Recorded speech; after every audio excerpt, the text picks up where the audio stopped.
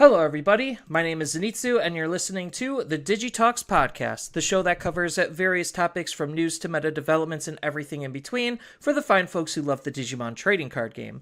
Just as a quick reminder, I do tend to stream this live over on twitch.tv/Zenitsu, and it's also uploaded as a YouTube video under the channel of Zenitsu, on top of being on various podcasting platforms like Spotify for your viewing and listening pleasure. So please feel free to leave that rating, like, follow, subscribe, review, whatever, depending on the platform that you're listening on. It really does help support the podcast. Today, I am back with Jay Stewart, and we are going to be talking about kind of the state of Digimon, because TCG Player put out, an article or an image kind of stating what the 10 best TCGs are at this current time. And, well, Digimon is obviously in that top 10. So we thought to elaborate on our thoughts about its positioning, why it's there, and kind of just, discuss the overall health of the game to see if we could actually be better or if we're just going to slip and fall into oblivion or not. Hopefully the latter doesn't really happen, but that's part of the discussion. So before we get into that, we do have a couple of small pieces of information to go over. So first, let's kick things off as always before going into any metadata and the spoilers. We do have a question of the week. So anyone is welcome to respond to these questions of the week down in the comments below or in the chat. So it's just something we generally do to have a little bit of extra fun. So this week's question is, what are you most excited about when it comes to the I guess the spoiler season, on how they're treating the spoilers? So right now we are in the midst of BT20 spoilers, and that's happening at the same time as Japan. So what are your overall thoughts about how they're handling the multilingual spoilers? And what so far has got you excited? So far for me, what I can say is, what I really appreciate is the fact that we don't have to necessarily wait. Because a lot of the times before in the past, what we've always seen is we'll see the card come out, it'll be in the Japanese text, and then maybe 10, 20 minutes later, someone will have it translated and then post what the translation is at times. Now, what's making this a lot different is the fact that we're actually seeing these cards in English. So that means these cards should already be translated for us, and we can expect that's the text, that's the print we should see on the card, meaning there should be no room for error on the like we had in the past with EX3, where there were so many mistranslations on that, or certain keywords or wording was just completely wrong for that. So it's nice to see, hey, we're going to show you what the reveal card is with the correct text on it. So it's in our system. If it is wrong, it should hopefully get corrected before it launches. Hopefully. Ideally, yeah. I think it's forcing them to be better on their translation game, which they usually have. They're hit and miss when it comes to that, and I do appreciate it. And my big not really concern, but question is, I wonder how Japan is taking it when a card gets spoiled in English. Even though yes, they do generally get it around the same time, it's the fact that some cards, they might see in English before in Japanese, and I wonder if they're having any kind of shell shock to that in a sense. I don't know. It's always nice to see that they're doing the multi-language spoilers at the same time, and I think that so far the translation game has definitely been better. So I'm liking this direction when it comes to spoiler seasons, which happen every other month or every month. So, but right now, kind of before we get into the metadata, let's just talk about spoilers while we're on the topic of spoilers. So we did have a couple of new cards spoiled. This is going to be basically a new segment for the podcast, because we actually, are getting the spoilers with everyone else. I used to do dedicated spoiler videos, and that was fine for a hot minute. And then everyone kind of unanimously told me that, hey, we don't need these because for the most part, we're already reading the cards. So Yeah, but I figured every week, now that we're getting spoilers, while spoiler season's going on, we could talk about the new cards.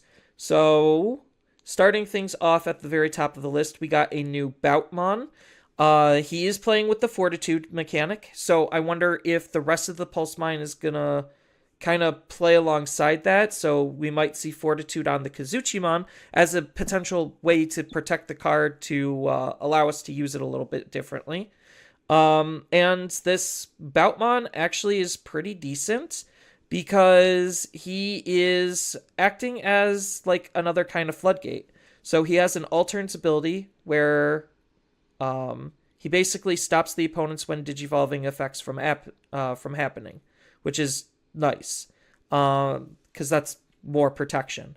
I think like more of those effects are fine because one, it's temporary. Like this is actually temporary, not the Genkumon X BS where it says it's temporary, but because of how Jesmon GX from BT10 works, it's not temporary. Um, and this is a lot more fair of an effect. We've seen more powerful versions of this on obviously Venusmon. So I think it's like a really decent card. The Inheritable's not anything too special. It's just trashing the opponent's top when you delete an opponent's Digimon by battle. Very classic green thing, and Boutmon is still continuing what we saw with the Bulkmon evolving for purple and green while being green and yellow. So it really seems like they're doubling down on the idea to fuse both Pulsemon and Kazuchi, or Pulsemon and Lugamon into one deck and have Seekers, the series that they came from, be that defining trait that allows them to play very nicely with each other. So I'm liking that direction so far. I will say something I do kind of appreciate is the fact that it does say for its Digivolution special requirement, it does say the Pulsemon in text as another way to Digivolve.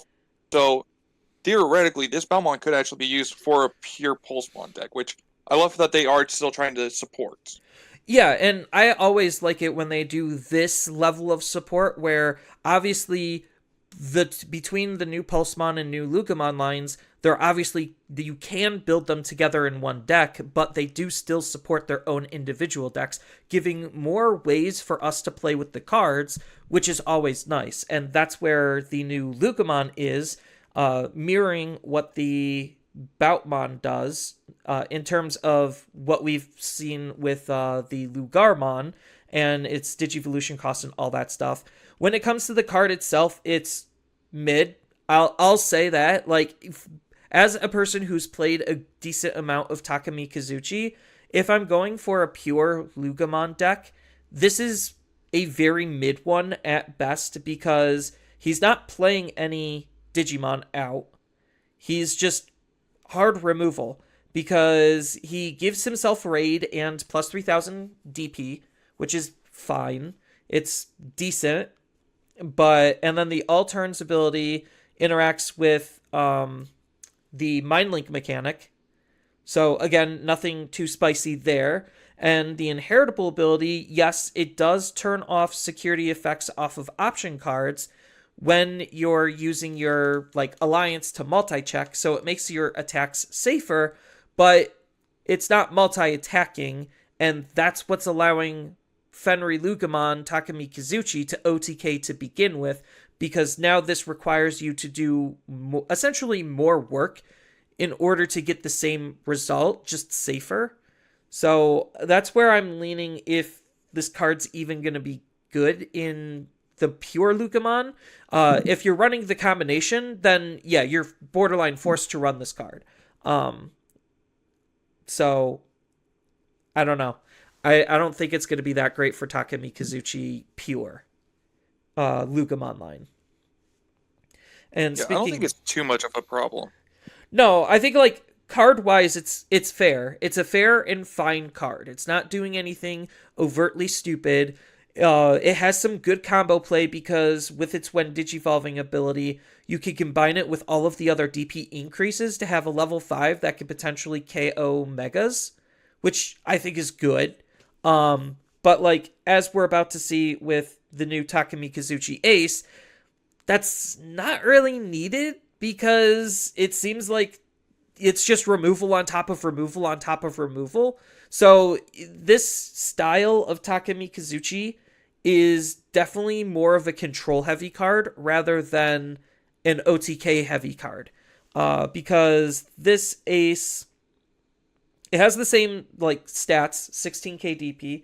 Obviously, it being an ace level 7 in both yellow and purple means that it has a low play cost. Digivolution cost is the same. It has DNA Digivolution for Fenrir Lugumon and yellow level 6 Pulsemon texted cards.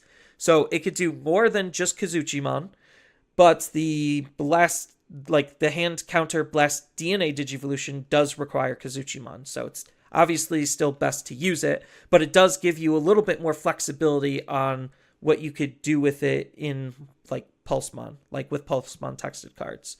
And then he's just removal, like I said. He gets to minus 10k DP on 2 of the opponent's Digimon, which is fine. It's okay. And then if you have the Tamer underneath, he gets to delete a 10k DP Digimon or lower. So he could essentially remove anything that's like 20k once and multiple smaller things that are 10k or less, which is fine. The old one just is a flat minus 16, but obviously does way more in combination with some of the other stuff. And then his when attacking ability, which is not once per turn, by the way, just allows you to activate his when Digivolving ability, which is just adding to the overall removal. So it's like, cool, I'm going to DNA, minus 10k, swing, minus 10k, and then you get to pop 2 the things that are 10k or less. So it could wipe an entire field of smaller bodies pretty easily. But again, you're not exactly OTKing the opponent and winning the game with the card. The best thing about it is the fact that it is a ace. So, like, I'm already thinking of applications where you could try to ace bait the opponent in pure, pure Lugumon, because you are running the Dorumon, which can goad. So you can, at worst, goad the opponent into attacking to trigger your Takemi Kazuchi. So I think like that's a pretty neat application for the pure Fenrir line, but we got to see what the level 6 are doing before I could pass final judgment. But right now, I'm not super impressed. How are you feeling on it? So as far as like the new Fenrir Lugumon cards that they have revealed, I mean, nothing majorly stands out. Thankfully, I haven't seen any kind of protections or anything like that. I mean, with the level 7, like there's DP bonus, but then there's also a deletion effect. It's not like how should I say, like a new creative way of how to remove bodies on the field that has no answer, I guess, is what I'm trying to think of. I'm kind of curious though with this whole Lugarmon though, is how good would it be if someone was to play like BT14 Fenrir Lugumon? Because the only thing I'm worried about is, and I might bring this up with like some of the other later reveals and everything, but the inheritables on some of these level 5s, it's got me going, kind of raising an eyebrow, like, we really about to do this kind of thing, I guess. That's my only real concern with some of these reveals. Yeah, I mean, I think like the inheritable is fine. We've seen that type of effect before on very selective few cards, and the majority of them really haven't had that big of an impact. Especially with how much weaker security has gotten because of the mandatory need to run all of the generic staple cards that we've been getting, like the memory boosts, the scrambles, the training cards. That all eats up deck space for a lot of decks, so they don't have the ability to actually run a dedicated option suite in order to like actually have options be a defensive mechanic. Instead, we're using them as accelerants. So I guess it could kind of slow down the opponent a little bit, just because you would deny them any boosts in trainings or scrambles. But if you're trying to kill the opponent in one go, I don't necessarily think those matter. But I mean, Um, so far, like the Soul Lugar cards are fine. We'll have to see if they're even going to have any new level 6s that are even good, or if players might just stick with the ones from BT 16, right? I think that's the one. yeah, it's BT7. He was spread out all between like BT 15, 16, and 17. Yeah, because like I know there's like a level 6 Fenrir Lugamon that came out after BT 14 and Yeah, that was what is BT that? 17. So the level 5 came from BT 16. The level 4 and 3 came from BT 15. And the new level 6 and 7 came from BT 17. So he's just been a Yeah. little on the spread out side. So yeah, because I mean, depending how good if they're even going to bother to make new ones, like yeah, I'd say it depends on if the new ones are even better or if people just might run the old ones. Because I mean, the old ones aren't even really that bad still. From BT 17, the both the Fenrir Lugamon and the how do you pronounce this? The Kazuchi? whatever the Pulsemon level 6. Yeah, Kazuchi. Thank you. Sorry. Yeah. So it really just depends on what the rest of the sport looks like. It's very hard to always pass judgment when we don't know what the rest of the cards look like. Um, because the level 6, the inheritable would very much matter. Same thing with the Kazuchi, and then how they're playing with each other to kind of link everything up also matters. So like we are just getting independent cards, agnostic of what the actual game plan is supposed to be. Um, but in I'm also terms, curious to know if they'll make new tamers with the Seeker tags as well. Sorry. they very much could. It just depends on how much they want to stick in the set. But in terms of some of the other cards, we did get some more promos spoiled. We got a new Avenge Kidmon, Magnagermon, Boltmon, Pukumon, Rust Tyrannomon, and Hina. So that's a lot, but just know that the majority of them don't really seem like they matter. I'm gonna be very blunt. Avenge Kidmon's obviously playing with the new style of Three Musketeers. He's got a lot of good keywords, having blocker, raid, and retaliation. He has an on delete ability to play out a Three Musketeer, but Three Musketeers is not competitively viable. Therefore, this card is not even remotely worth like noting of anything. So that's always fun. Then you got Magnagermon, Boltmon, and Pukumon supporting their respective natures. So Magnagermon is supporting nature spirits while also being a yellow vaccine and for Great Dragon. So it does have lots of application there. This one, for whatever reason, is a DNA Digivolution, which I found to be pretty strange considering that's not a DNA Digimon. But whatever. But it's mostly trying to support nature spirits cards and interacting with the I guess everyone's calling them field cards. I don't really see them as field cards. I'll have to come up with a better name for them later. Not that it matters or it'll even stick.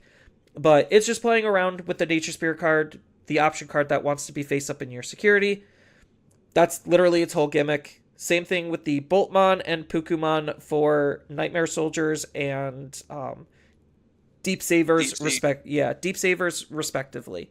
They're okay cards. They're again just more tools to those toolboxes just to try to flesh the decks out.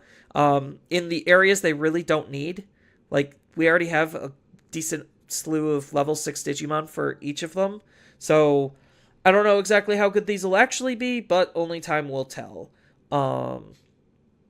And then we have the Rust Tyrannomon, which actually looks pretty decent, except for the fact that Tyrannomon still kind of sucks. So uh, rogue card at best.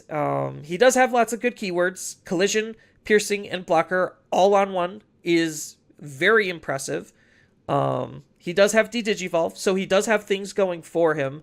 It's just he's a little on the expensive side still in a deck that is historically not good. So yeah, maybe this will actually be better because they probably would stop using Tyrannomon base cards and just start using generic green good stuff, which is where Japan kind of is with green anyway. That's why like everyone's calling it Green Ranger, which is just Leopardmon deck. You just use Plant Engine to get up into your level 5s. Your level 5s evo for basically nothing, or are giving you insane levels of protection. And then you just go up into your level 6 and play more Digimon out and swarm the field and control that way. So, like, it's whatever. It's just green good stuff. And Tyrannomon might be a part of that, or it just might be a new top end to green good stuff. Then Hina's is kind of interesting because, you know, we needed another Hina for the Dragon Links cards. And I think she could have some really interesting applications because she's working with not only just Rock Dragon and Machine Dragon, which is where the Link Dragons are, but also Earth Dragon and Sky Dragon. So so we could have ways to be able to use her in unanticipated ways because of the amount of traits that she's working with. I was looking at her for like Examon. I don't necessarily think it'll be that great for Examon, but I could at least use the Rock Dragon, the Vorvamon, as the level 3. Yeah, because he's red and all of the new Examon stuff interacts with red cards. So, like, yes, I would be a little bit less efficient going into my level 4s, but it could allow me to use something like the Hinas to be able to use Hina inside of Examon and kind of create a little engine there. So I think that could be kind of cute. I don't know how good that'll be. That requires some testing, but we need more information in terms of Examon cards on how things are looking. So, what else did we actually get spoiled? Let's see. The new Alphamon level 5s as well. Oh yeah, you're the bigger Alphamon expert. I will say before you are gonna get into your whole Alphamon spiel, I'm gonna say one thing, and that is I was kind of right, and my fears are becoming more and more prevalent. Where the Gradimon is an uncommon, giving some absolutely insane protections. Granted, yes, it has to be done mid-combat, but whoop-de-doo. The deck is designed to be playing around with that, so of course we're going to abuse the ever-living crap out of it. And the fact that we're getting more Omni protections is, especially on the lower rarities, is very concerning. I'll get into that at a later time, but yes, that is one of my big fears, is these insane levels of protection on lower rarities, making it easier to achieve, which therefore then tends to lower the amount of interaction that we have in the game. But I said my piece on that. Feel free to gush about them in your own way. Yeah, no. So, you're like, I love Alphamon, but I'm kind of not liking what these newer ones are doing in a way. Now, granted, I think what makes the old Alphamon from BT9 going to be different from this BT21 is the fact that that Chronicles trait is there and it's going to be having a higher cost. But I'll take the level 5 Hirasarimon, for example, okay? If I wanted to try to play the old BT9 version of Alphamon, I theoretically can just throw this Hirasarimon as a 1 or 2 of to, say, use and roll with the effect of, I don't know, I'm drawing a blank on what I was, like some of the Alphamon, because there's like a BT9 Alphamon that allows you to tuck a card from source. There's the UG that allows you to tuck a source when you're attacking, stuff like that. Like, the fact that this Digimon is inheritable is this Digimon doesn't activate security effects on option cards it checks. Especially with BT9 Alphamon, you theoretically could be unsuspending a crazy amount of times. I know this because I've done it before. And they're able to easily do multiple security checks, whether it's the BT7 Doru Greymon, or they're using cards like the Final Zubagon Punch. That's the word I'm looking for. Or even, jeez, what's that promo level 3? The Sunarizamon, I think The that's what it's called. Sunarizamon, that gives security tech plus for being more than 13k. Yeah, because, again, I'm not trying to spoil about how I'm hating these cards so much, but that's kind of where I'm having a problem with some of these effects, because I'm thinking, and I'm even thinking about just what this new Alphamon or Yukin could be.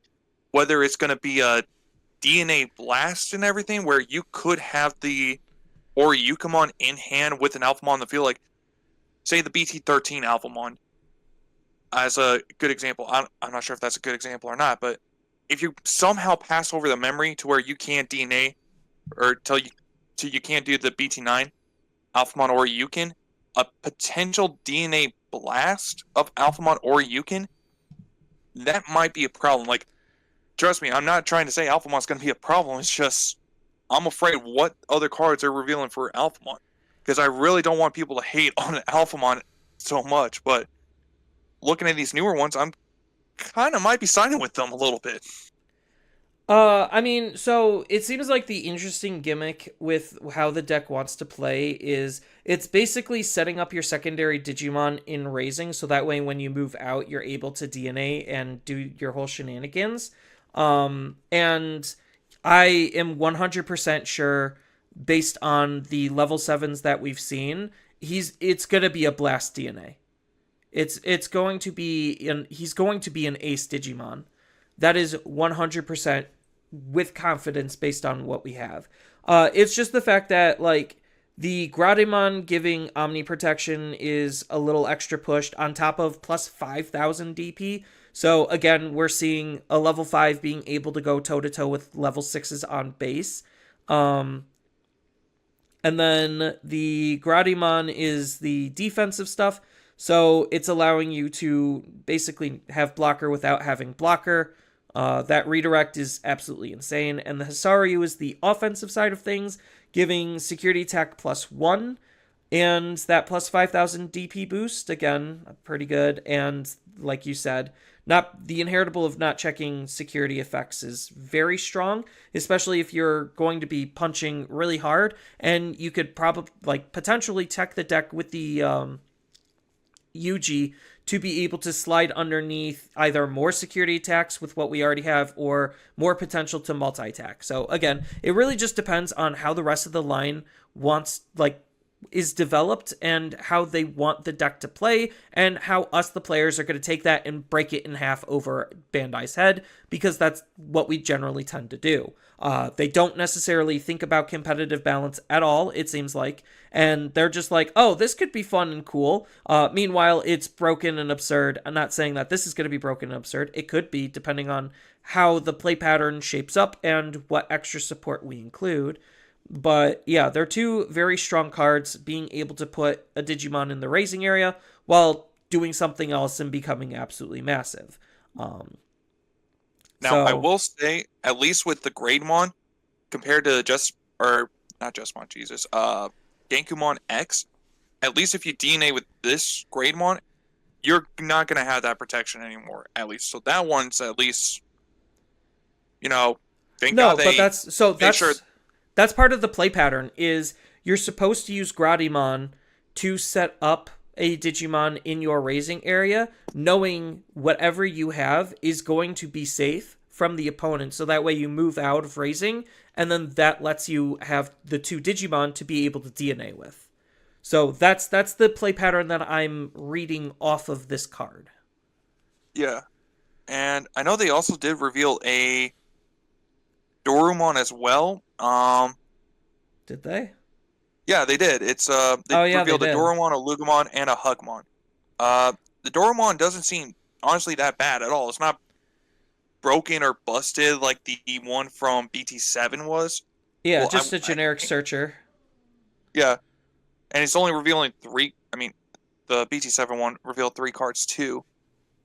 This one's at least a little bit more fluent with grabbing a Tamer or option card with Chronicle traits, so that means there has to be an option card going to be revealed later on with Chronicles. It'd be so stupid if they actually made a new X antibody option card with Chronicles. Yeah, I mean, searching 3, potentially grabbing 2 is still really good. Yeah. And then the inheritable is just a whatever. It's just plus 2k during the opponent's turn, which, I mean, if you look at Gradimon, the effect stacks the DP. So on your Gradimon, with the normal evolution line, he should be at least like 14k, I think. Because the effect lasts Let's until see. the end of the opponent's turn, where he gets the protection and plus 5,000. So just Groudemon alone is already 14, and then you could evolve into an Alphamon and potentially get more. So that way your Alphamon would be, let's just say he's a 12k, so 12 plus 7, so like 17k, not including any other additional buffs. So looks pretty nutty to me. Yeah.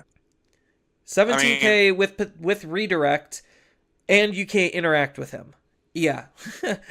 This is not even knowing what the Alphamon is even going to be doing yet. yeah, because I'm assuming they're gonna have to be revealing, like making a new Alphamon, and potentially depending on what the level 6 Oryukenmon could do, because I think that might even determine if the Oryuken new one's going to be played or the one from BT8 might actually get played. I think BT8 is where it's from, right? Yeah, BT8. Yeah. And then as far as the Lugamon goes, it's interacting. It's another searcher for Seekers and SOC and AG. So again, nothing crazy there with just a plus 2,000 DP boost during your turn, which is again nothing crazy. The Huckmon's where things get a little bit more interesting because it actually has a start of main effect. So this is again promoting the idea of I'm going to move this rookie out of raising, gain this start of main effect, and then continue to accelerate even further. And this one helps with actually a lot of acceleration because you get to discard a Huckmon or Sistermon card or Royal Knight card to be able to draw a card and gain a memory. So deck thinning is always good, and the extra memory will obviously help with the overall tempo and efficiency. So they're just making Jesmon even more of a potential monster because of this card. And then the Inheritable is also kind of nutty because it's all of your Digimon get plus 1,000 DP, like, period. So this is impacting your Sistermons as well. So that's, that's going to be pretty strong of a card. Jesmon and Alphamon are looking to be absolutely insane as of right now. Some minor spoilers that people really wouldn't care about as of right now is Candlemon and Soulmon. Candlemon's treated as a ghost, whatever. The deck looks like it sucks anyway, because right now Candlemon's just a basic card. Like, it's not really doing anything great. I think maybe its Inheritable being an on-delete effect is somewhat relevant, but it's removal on deletion for level 4s or lower, so whatever. And Soulmon is basically just more of that kind of same echoing. It's literally almost the exact same style of card. Just on play and when digivolving to give one of your Digimon retaliation. So instead of just having it, it could give it. And then the Inheritable is the same. Literally just nothing cards. Then we got Wingdramon and Groundramon. These are actually kind of huge because it looks like Examon wants to start DNAing with its as early as potentially level 5, which kind of puts it into Mastamon territory in terms of like how it kind of is trying to set itself up. Well, I think the original one from EX3, those were doing the same thing as well. Not the EX3 ones. There was like the promo. There was something like a revision that let Examon be able to use the level 5s. Maybe it was the EX3 ones, but I don't remember. It's been so long since Examon's been anywhere near relevant. But it's cool to see that he can DNA off of his level 5s or level 6s. And these level 5s are actually pretty decent, considering Wingdramon gives security attack +1, and Groundramon is just your generic green Inheritable to delete a Digimon, or when it deletes a Digimon by battle, trashing the top of the security. The more interesting part is... actually, their on-play when digivolving effects are pretty basic too, so not anything crazy there. It's literally just the fact that they could be used as pieces for Examon's DNA Digivolution. That's like their big whole thing. Which leads us to Examon itself. So, because we did get Examon spoiled, and spoiler, it's Examon Ace, and spoiler part 2, I'm going to say I was right. And I knew and I called last week that it was just going to be keyword soup, and he is keyword soup. He literally is keyword soup, having raid, piercing, blocker, and evade. On top of hand counterblast DNA digivolution, this is asking for breaker and slayer specifically, but he could digivolve on top of he could DNA digivolve with any blue or green level 6s. And then obviously we know the ground and core or ground and wing can count towards that as well. So, but he looks just okay. What are your thoughts, Jay Stewart? Yeah, I'm not gonna lie. The new Xmon cards, like the level 5s and this level 7, seem pretty nutty in a nutshell. So what I mean by that is this: say you have this Wing Dramon and Ground Dramon in the Digivolution source of this Xmon Ace. Say with the Ground Dramon, you suspend one of your opponent's Digimon. The fact Xmon has Piercing, or even the fact that it has Raid, so like you could suspend their Tamer, and not even have to worry about suspending their Digimon with the whole Raid thing. Swing with Xmon, delete their Digimon, so that's body removal. Ground Dramon's effect, trash a card of their security. Piercing, now you're doing the 2 checks, and Xmon's all turns effect, being able to unsuspend.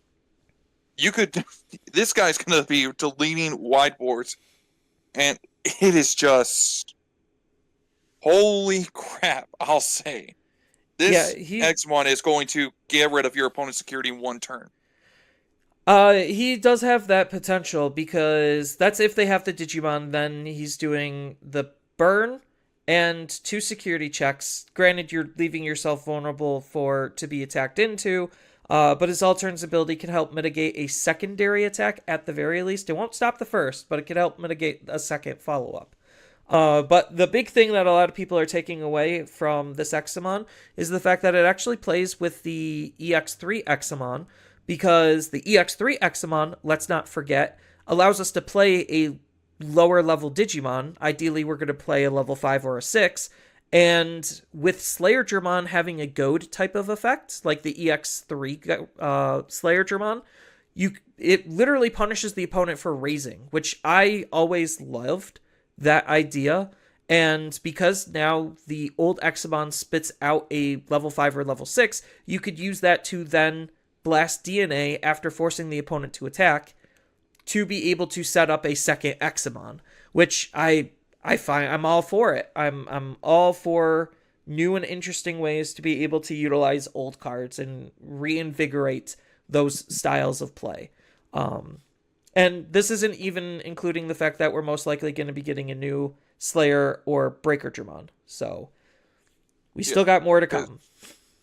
Yeah, because even the ones from EX3, those are still good. And I know another problem that the ones from EX3 had is the fact that the level 4s and the level 5s both had the same inheritables, so it kind of just made it pointless of double dipping on those inheritables. Like, I think the Ground Dramon and the level 4 green cord, I can't think what his name is right off the top of my head. Like, they would both have blocker, so it's just like, oh, well, what's the point of having blocker twice? But this is just going to make these really new, like, you could just even forget about the new level 4s and still run a lot of the EX3 cards and use it with this new Xmon deck, honestly. And it'll probably be stupid good, in my opinion. It really just depends on what the tempo tools are to tie it all together, because you could have these really great and strong and powerful cards and high levels of resilience and combo ability, but if you can't get up to that point, then literally none of it matters. And unfortunately, that's like where we currently are with Digimon, is like there is a lot of fun and strong things going on. It's just none of them matter, because what the meta currently is outpacing the entire game by a very large margin, which we'll get into in just a moment, because we're almost done with spoilers, because the last 2 cards are, again, just giant nothing burger cards. We have Solarmon, that's just a blocker and gives reboot, and we have Blintmon that has reboot and has a really dumb on-play when digivolving ability, where one of the opponent's Digimon can't attack a player until the end of their turn, which doesn't matter if they don't have a Digimon on the field, which most likely they're going to try not to. So that way they could just, out of nowhere, kill the opponent, and then the effect just doesn't matter. I mean, it's a good effect. It just, that's not where it matters. So that's it for spoilers. And now we get to go into the meta portion, because we're going to keep this really short because literally the meta has not changed. We do have all of the data from all of the events to look at, but next week we're going to be planning on doing like a pre-nationals kind of breakdown, actually explaining the meta more. The only like big takeaways right now that we're going to like highlight here is the fact that Mirage, Purple Hybrids, and Magnamon X are the three best decks of this format. Are we surprised? No. Are they leading by a ever-growingly large margin? Yes. Is this format smaller than most other formats that we've had in the past year? Yes. And that's pretty much your whole big takeaway. We realistically have 8 whole decks that are remotely competitive. Technically 10, but again, the gap between like what is actually winning and topping versus what's not is only growing or shrink. No, it's growing, shrinking the format. There we go. So if anyone's actually curious, as far as the top 8 decks, it's currently Purple Hybrids, Mirage, Magnamon X, Ancient Grey, Imperial, Leviamon, Lord Knight, Fenrir Lucamon, and 3 Great Angels. 3 Great Angels just managed to squeak ahead after the last couple of events. I don't know if it's actually that good or if it was just those places got lucky, but it topped more than 7 Great Demon Lords, I'll say that. So maybe there actually is something to it. But yeah, that's it. Pretty much it for the meta. We'll, again, next week get into more of the nitty-gritty as Nationals is going to round out and close this format. So now we get to talk about the fun part, which is going to be the chart on what are currently the top TCGs. So let me fix this for a second so everyone can actually see this. There we go. All right, so the top 10 TCGs as sold on TCG Player are as following, and this is based on the gross merchandise value, or GMV. So number 1 is Magic the Gathering, number 2 is Pokemon, number 3 is Yu-Gi-Oh!, number 4 is One Piece, number 5 is Lorcana, number 6 is Digimon, number 7 is Star Wars, number 8 is Flesh and Blood, number 9 is Vanguard, Cardfight Vanguard, and number 10 is Dragon Ball Fusion World. So, yeah, that's a lot to take in, considering we kind of have a more definitive idea of where each of the TCGs kind of are. And we could dive deeper into like more of the hardcore numbers of it, but we didn't have enough time to gather that data, and I don't think that data like super matters because there's a very distinctive pattern between the top 5 and the bottom 5.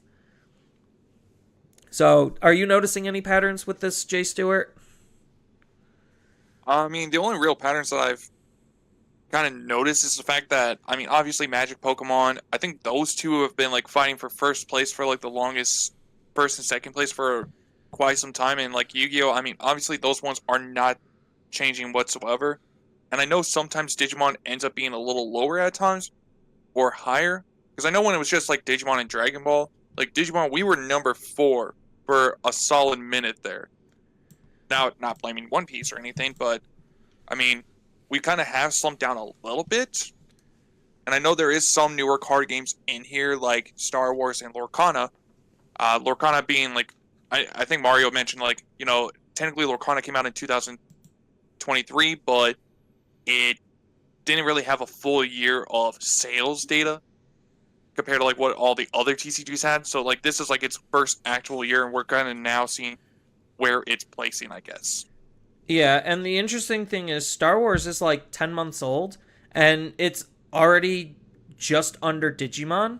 So that either is a testament to Star Wars' overall strength in its game and IP, or it is a failure and weakness on where Digimon currently is. And it kind of shows, like, a bit of a difference between 5th and 6th place.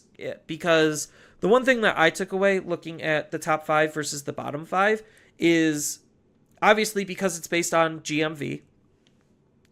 The way to manipulate GMV is simply just to have more product. And the top 5 all have more product than the bottom 5. Granted, Vanguard's kind of the exception to that, but Bushiroad hasn't really had like a super hit game in a while, and most card shops generally don't pick up Bushiroad games. It's like Bushiroad is kind of big. As a company, it's actually huge. But for whatever reason, their games just don't garner that much, of a player base. I don't know if it's because of the nicheness, the gameplay, what it be it. But I was kind of shocked that Weiss wasn't on here. But again, maybe that's just the testament of the strength of what actually made it into the top 10 versus what didn't. And while yes, Union Arena is a newer card game that's not on here, Union Arena is also way newer than Star Wars. Union Arena literally is like 2 or 3 months old. So obviously it's not going to have that much product to be able to have a good enough GMV to make it into the top 10. But going back to the pattern at hand, all the games of the top 5 have a metric butt ton of product. There's an abundance of it and abundance of different styles of product.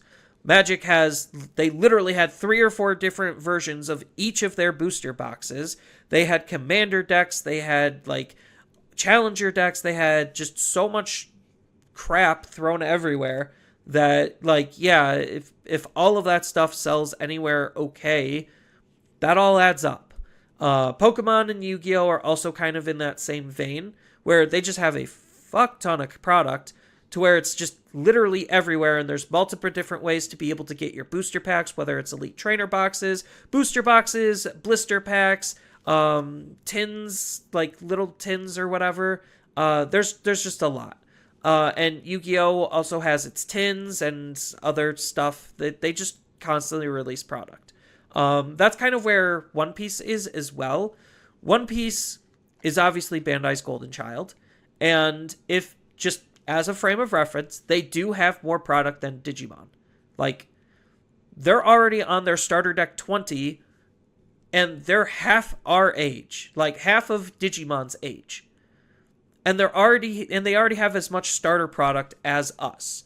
Like, that just goes to show the weakness in how much product Digimon has as a whole. Granted, Digimon did decide to up the EX sets that they're going to be making, because they originally had 2 EX sets a year, and then we had the RB set, but RB failed so hard, Bandai really doesn't seem like they want to do that anymore, and instead they're just going to be giving us another EX set in its place, so now they upped it to 3 EX sets a year instead of 2. That's nice, but we still really don't have an abundance of starter decks. Like, we get 2, like maybe 4 a year, and that's it. And then here comes One Piece with, here's 10 starter decks that you could buy that came out this year. That's pretty abysmally bad. It makes Digimon a little bit less excessive when it comes to how much product there actually is for players to buy. And then Lorcana's... Let alone they have started... Oh, go ahead. I was going to say, let alone One Piece are also representing like all their colors in the starter decks a lot more than what Digimon's kind of doing, because a lot of the times it's only red and blue that get represented. And like, I know we had, like, obviously with EX7, we had green and yellow finally, but I mean, black and purple are kind of like the niche-ish ones, so to say. Yeah, they don't get starter decks that often. I mean, they do, but not that often. I mean, it just goes to show that we just don't have enough starter decks. Like, we really don't. And I had a whole episode on the podcast kind of explaining the starter deck problem on, like, they just need to have more product. And obviously, in the GMV, Digimon being at 6th is good. That shows that we're good enough to be in the top 10, but it also is showing the weakness in comparison to some of the others because Digimon's not printing enough product. If anyone's interested, go watch Mario's video. He did a pretty good breakdown as far as like why Digimon is kind of in sixth place. Because he explains like, oh, even though Digimon is doing good, sales wise, it's still getting beaten out by Star Wars, which is why, again, Star Wars is number 7, because it hasn't lived long enough to be able to eclipse the sales that Digimon had. But if it did have that full year, maybe it would have taken 6th place pretty comfortably, and then that would bump Digimon down. But going back to finishing the whole pattern with the top 5, Lorcana, being backed by Disney, obviously has a metric butt ton of product that they're just spewing everywhere. And again, that goes to show that just having more product to buy helps with your GMVs, which helps with the overall accessibility and size and scope of what the game is trying to be. So Bandai not doing as much for Digimon, yes, is literally hampering Digimon's overall success. That's kind of like the statement that I kind of was trying to get at. But going back to the whole like Mario statement, because Digimon isn't necessarily selling as well as some of the other games like Star Wars, even though we beat out Star Wars, what's to say new games that are going to be on the horizon isn't going to come up and bump some of these games out of top 10? Like Mario said it as finally as I could put it, where top 5, pretty solid. Those are going to be harder to shake the foundations of than the bottom 5. The bottom 5 is like a revolving door, and the fact that Digimon is the top of the revolving door is good, but it's still in that revolving door, which is bad. Because we have, like, what? A couple of new TCGs coming up in the next couple of years. I know Gundam's going to be coming out, and that's definitely going to shake and rock what the top 5 or the bottom 5 is going to be. There's also Union Arena will actually have a full year to actually try to get sales. Yep, Union Arena will have its full year's worth of data. And then this is even further out, but League of Legends is also going to be making a TCG. And I don't know if you know about the League IP, but it's big.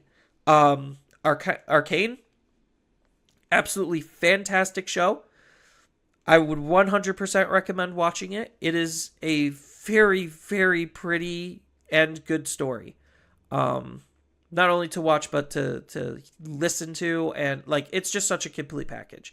But Riot's been upping their game when it comes to spreading their IP, and because their IP is so big, they could very easily have a very strong card game past the digital client that was Legends of Runeterra, which only did as bad because of like how card acquisition was and whatnot. But yeah, so that's also on the horizon in terms of another big player that could shake up what the bottom 5 looks like.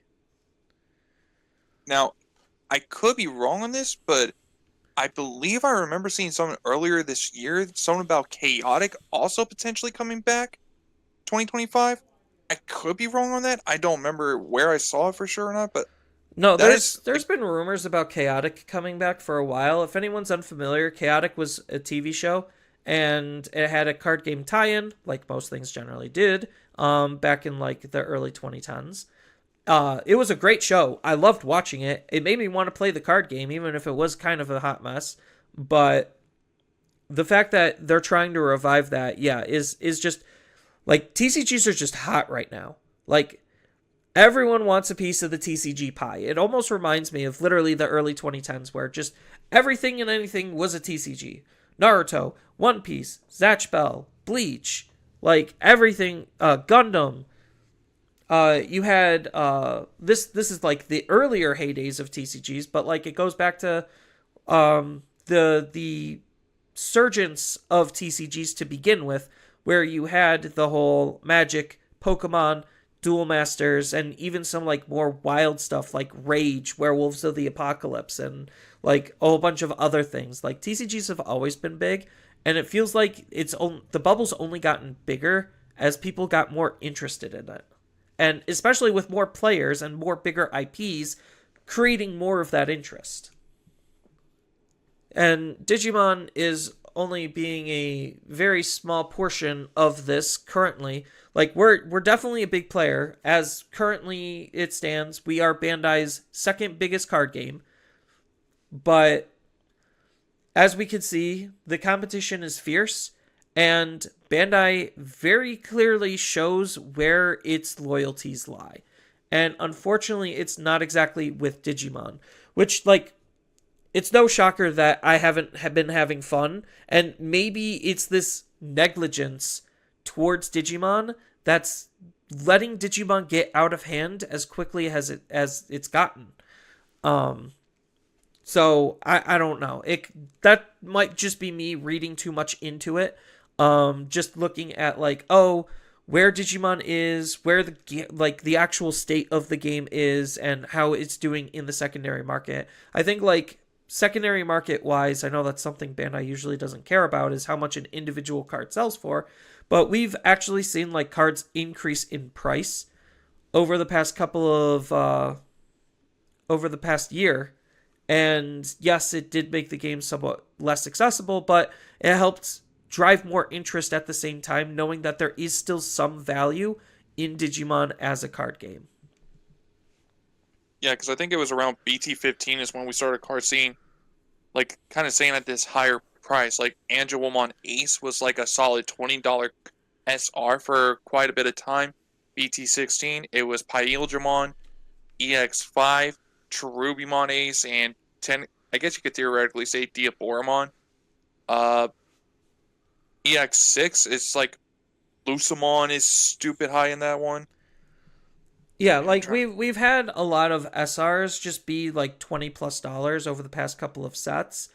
Even the sets where allocations are fine, we've seen certain cards just reach that level of hype because of the amount of hype around it.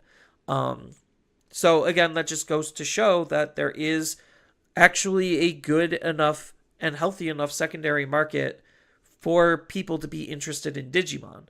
Because you look at the current state of some of Bandai's other card games, and they're not doing exactly the greatest. Dragon Ball Super, like, their booster boxes are literally half the price of ours because the interest is just that low. But they do also have an online client, so that would help push booster box sales so people could have more codes to enter in the game, so that way they could get more in-game packs. Even though card acquisition in the client really sucks, it's legitimately bad. But as I like to say sometimes, something is better than nothing. So yeah, because I know like spending money on an online client kind of sucks, especially if you don't have the physical copy of the cards. So if you're able to do like what the whole Pokemon's able to do, where here's a little card for you to enter into the TCG app, so you could get free packs with the purchase of your pack, kind of. And still having some type of value after getting that digital pack. Like, the idea of that is, pretty clever, I will say. yeah, and I think like that kind of helps perpetuate sales. I know Vanguard has a couple of different formats, which allows them to create different products to be able to help perpetuate those sales. Flesh and Blood really doesn't have that much product, it feels like. I know they have like a couple of different supported formats. To be able to help perpetuate those types of sales with just different ways to play. Flesh and Blood also has a fantastic draft environment. So, like, especially compared to Magic, oh my god, leaps and bounds better. So, like, each game kind of is doing something to help push and boost sales, even if they don't have a plethora of product.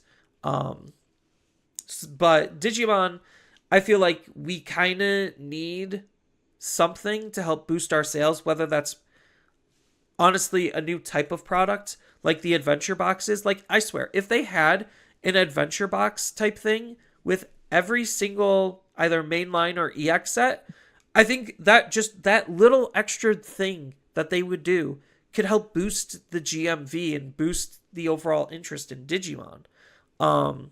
It doesn't have to be the same type of thing that we've seen all the time. They could keep mixing it up or whatever, but just an alternative way to drive sales, having an additional product. Like if Digimon honestly had like a fat pack or a bundle, elite trainer box, or whatever you want to call it, I think that would also help boost its sales. Like it doesn't really feel like it's rocket science. A lot of card games do the same exact thing because it works. So the fact that like Bandai hasn't caught on to why certain games are successful and how accessibility of product is a thing, like it blows my mind. Granted, yes, I do know the big three are print to demand, and Bandai is not about to like they're not about print to demand. But then again, if you also think about the big three more specifically, that's all they do. Like Pokemon is, yes, it's split between the video games, the card games. It's a multimedia machine, but Pokemon is all Pokemon does. Konami, yes, they have their pachinko machines, they do other things, but their Yu-Gi-Oh! Department is pretty sizable for the most part, from my understanding, and all they do is Yu-Gi-Oh! You look at Disney with Lorcana. One of the reasons why it's so successful, yes, is the strength of the IP, but all that company is doing is Lorcana. Bandai is split into a whole bunch of different directions. I mean, granted, yes, you could technically say Star Wars falls under the Disney umbrella, yada yada yada, but that's neither here nor there. I don't know. Disney if doesn't have any control of the they probably have do's and don'ts with the Star Wars TCG, but they're not the ones in charge of making the TCG at the same time. I'd have to ask my old roommate who currently is working on Star Wars, like as a designer. Shout outs to Ryan Miles, if anyone actually knows who he is. He's a fantastic card game player, very successful in any card game he touches, and he recently got hired to work on Star Wars. So I could talk to him and see if he could get some of that information. But I highly doubt that Lorcana and Star Wars Unlimited are under like the same umbrella, where I know Bandai's card games are basically under the same umbrella. That's how they've been advertising it to us. And for the most part, I know they literally just have very small teams in separate offices, probably in the same building. Because Bandai is a control freak like that, and they like to keep everything in-house, close-knit, very tight, and keeping it as tamed as they possibly can. But yeah, Vanguard, Bushiroad, they obviously have multiple different card games, so they're also split in multiple different directions. Bandai should have learned from Bushiroad's example, where too many card games is too much. Bushiroad can barely handle 3 card games at any given moment. Bandai's about to take on, 6 or 7? 7, I think. Yeah, it's absolutely ridiculous. And like that's probably why Vanguard is as low as it is because that attention might be divided between different their different card games. And I know Flesh and Blood only does Flesh and Blood,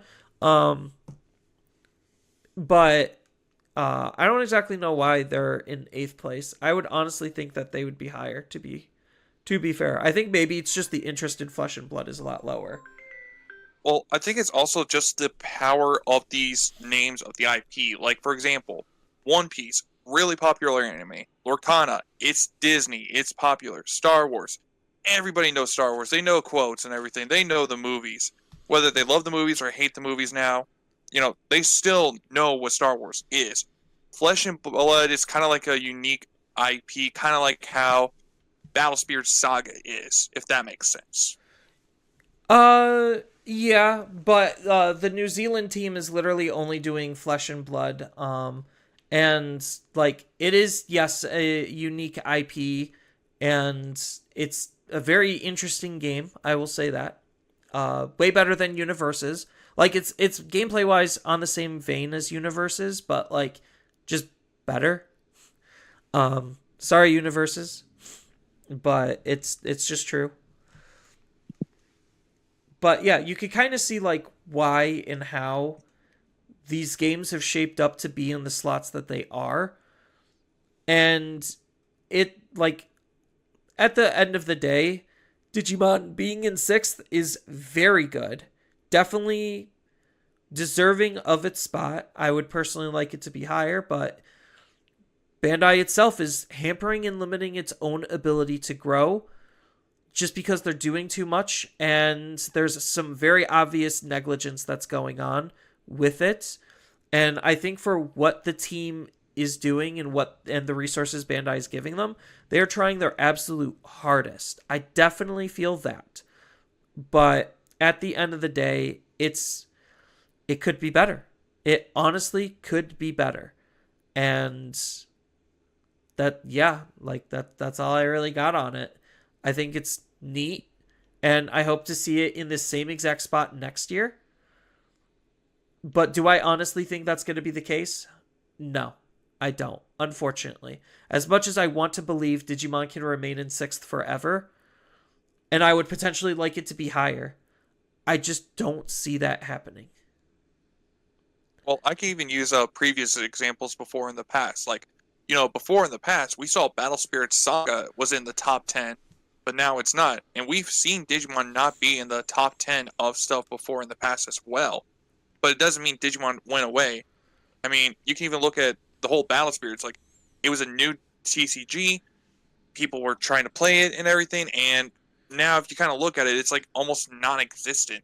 So we might even see next year, like, for the small example of the League of Legends, the Union Arena, and even the Gundam TCG, we might see them high representation, so to say. But the fact that Digimon's been around for 5+ years now, and we have these newer card games that aren't even sticking around as often. Because I even remember at one point last year or 2 ago, I could have sworn I saw Eternals or Acetrals, the A-Drive's personal TCG that he was making and everything. I could have sworn I saw that at one point on a list before, but nowhere have I ever seen people playing it, if that makes sense. Right. Like, I know there is smaller groups of, like, TCG pockets where small games actually are able to survive and thrive. But, you know, that's not what makes them big. To be fair, like, they are just barely holding on by a thread and surviving. And, like, Force of Will is a very good testament to that. That game is basically a zombie game. Like, the majority of the community is literally congregated around its Discord server, and that's where the majority of people play.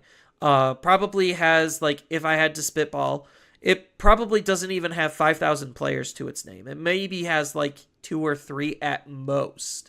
And that's being generous. But it goes to show that, like, that's basically what I would label as a zombie TCG. They're coming out with new sets. It's selling, but because the game is so small, it can never be as high on this type of a list or even get on the list to begin with. And right now, Battle Spirits for Bandai is on that same level, where it's just like, okay, this is basically a zombie TCG, where they just have to put the bare minimum amount of effort to keep whatever player base they have happy and around, and then they should be fine. Like, smaller games can exist. It's just, obviously, you want to see your game thrive as much as possible, and this type of a list giving us a good indication on where our game stands is nice to see, especially being on the higher end of things. And this is not me trying to say Digimon is dying just because we're in 6th place and we could potentially drop down to like 8th, 9th, 10th, or even off the list next year. That's not what I'm trying to say. I'm just trying to say, like, 6th is a very commendable spot. There's a reason why we're in 6th. There's ability to grow the game that Bandai's not choosing to do, and all I want is the game to be better. Like, from its meta to the types of products that it has to card accessibility and acquisition, I just want the game to be better. And Bandai has done everything in their power to not make it better. They've been just putting the bare minimum in, and it kind of shows. We've seen what effort looks like, and we know what the lack of effort looks like. So Yeah, because I mean, you can take the RB01 as a not trying to harp on it too much, but when Bandai originally announced RP01 as being a reprint set, I was thinking, because I used to play Yu-Gi-Oh, I was thinking, oh, this is our Mega 10 version of Yu-Gi-Oh, is RP01. We could get some really good popular cards that were maybe really popular during this entire year, that were really meta reliant and everything, like the security check plus Greymon, because I think at the time of RP01, it still had like a hefty price to it, I guess you could say. yeah, Like there same was a thing few with like cards out there. yeah, like Magna Angemon, even though it just got reprinted before the reprint, which definitely did not help. Um, but yeah, But yeah, like it had lots of good stuff. yeah. So it's like there was some good stuff in there, but there was a lot of the cards in there that are just like, why are you reprinting the Craniumon from BT3. well, like I think the idea of that was like, oh, if you want to play Royal Knights, you could theoretically use this Cranium No, one instead if you no. don't want to play the new one. But the other thing too was like even like the Agumon from BT1 on play revealed the top 5 cards, and what was it? You added a Tamer? Yeah, any tamer. Yeah, it was just like that's a really bad Agumon compared to all the other ones we've had in the past. So it's So just the like reason is because they basically just took the best hits, which weren't even the best hits, of the very first block of the game, which is block 0. Doesn't have a block icon. That's how you know it's block 0. They just took the best hits of that and reprinted it. Only problem was the way Digimon is designed with its power creep and the waterfall rotation. The cards literally were garbage on print. Like, they shouldn't have even wasted their time printing half of the cards that they did. And there were obviously better picks that they could have chose from, but didn't want to do. So, like, it was a very half-baked reprint set that we really just cared about the new cards, and it made getting the new cards extra difficult because the reprints were just terrible for the most part. There was maybe 10% of them that were actually good and needed. And Bandai's usually pretty slow reprinting needed cards. So, like, oh, this was popular, like, 4 formats ago, which was basically a year ago, and we're deciding to give it to you now when it doesn't matter. Like, they love doing that, and it pisses me off as a player. Because it's like, cool, that would have been nice if it was reprinted better and sooner. yeah, because I mean, like the other thing too that Bandai wasn't really too good about was supporting all these older archetypes and everything. But take a look at like nowadays, like look at Examon reveals. Now you could theoretically take cards from EX3 and mix it in with this new stuff, and you might have a really stupid good deck. Like you were saying, you might be able to tech in the Examon from EX3 and make it somehow combo work with the new Ace one to theoretically as an ace bait, so to say, which is really broken idea that I wasn't even thinking of at first. Oh, that was the first thing. That's why there's been buyouts on the old Examon, is because people are speculating that. But yeah, it's like, so part of the legacy support in the beginning was because there was no legacy to build on, which is why the legacy support was so bad in the beginning. And now that there actually is a legacy, they're getting a little bit better understanding what the old cards are doing, even though they very much obviously just want to completely replace the old cards entirely and focus on you just buying the new stuff. But again, Bandai's not good at competitive design, and there's a metric butt ton of negligence and oversight when it comes to their designs, which is why broken stuff happens so often. Yeah. But And oh, go ahead. well, I was gonna say, so like obviously RB01 kind of failed in the aspect of like so many extra reprints of cards weren't needed because they weren't that good. But even taking a look at the special limited set as another fine example, there's a lot of new cards in there. This is the first time you're going to have access to them, so to say, like the scrambles, the dual color memory boosts. Or I don't know if there's a better name for them. Gem boost is what I call them. Yeah, and there is a small handful of reprints in there. Like, just imagine if Bandai maybe added 10 other new reprints in there of, like, say, the X Antibody Protoform Garubimon, Diabormon. Like, some of these harder cards to get, because the thing Bandai doesn't do is once a set's printed, it's never getting reprinted again kind of situation.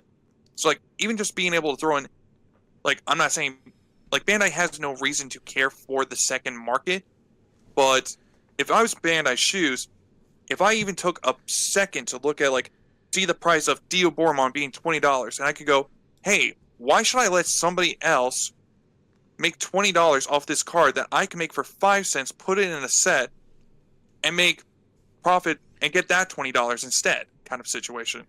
Yeah, like You know? it's what you're referring to is reprint acquisition, which is something that Magic kind of pays attention to. They pay attention to like what cards are more in demand per se.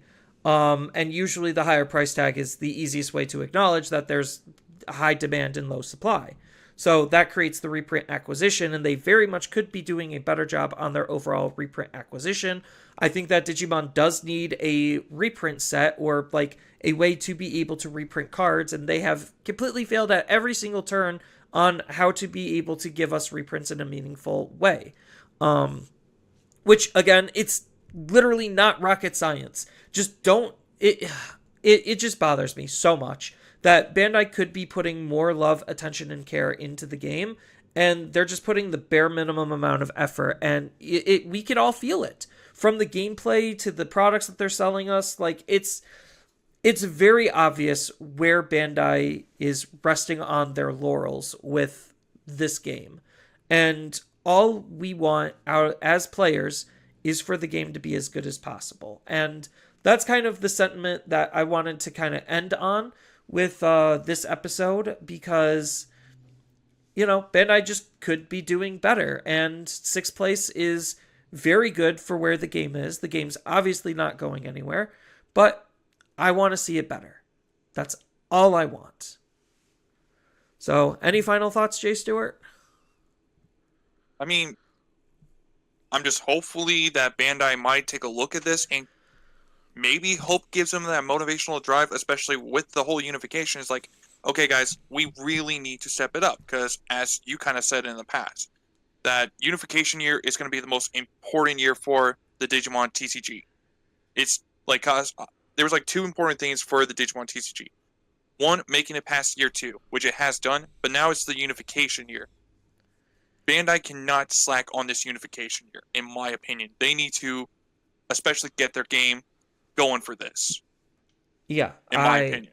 I agree, and it'll be interesting to see what they end up doing. But before unification, we do have a little ways to go before we get there. Next step is Nationals, which is going to be the topic of next week's episode. So if you want any deeper insight on the meta, as somebody who's been playing the deep dredges of this meta, where you're expected, like what you're expected to see at Nationals, and as a player who's going to Nationals this year, I hope to see as many people there as I possibly can. It'll be really fun, but we got to talk about it before we actually get there. So on that note, I want to thank everyone for listening. It really does always mean the world to us, knowing that you care enough about our opinions, especially to make it all the way to the end. So as I always do, if you want to help support the episode, make sure to share it with others on social media, so that way we can get it to spread. And thank you all again for listening, and we will see you in the next episode. Happy holidays. Happy holidays, everyone.